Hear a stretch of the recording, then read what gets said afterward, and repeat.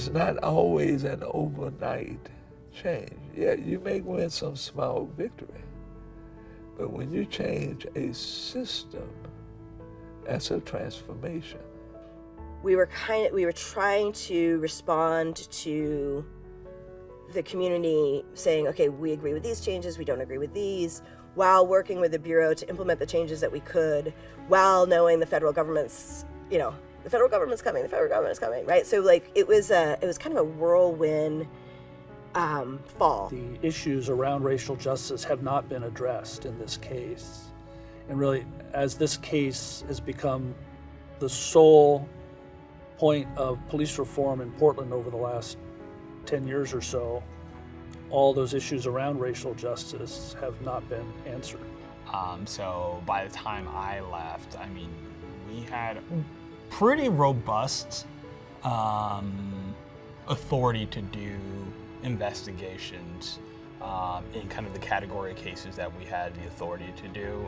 I think the one area that we didn't have was officer-involved shootings and custody deaths, and that we were not allowed to do that per the city's contract with the Portland Police Association.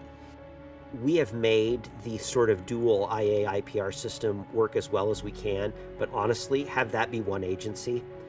And however you structure that, I mean, I think that's honestly the best thing, is to have one-stop shopping for the intake, investigations, processing, all of that stuff. I mean, that would just make things simpler, easier to understand.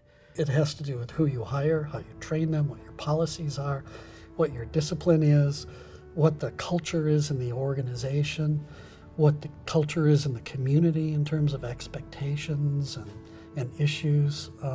So it's a lot more dynamics than I think police oversight can really deal with, and even a police department can deal with. Those efforts to make the organization much stronger and much more responsive to the community.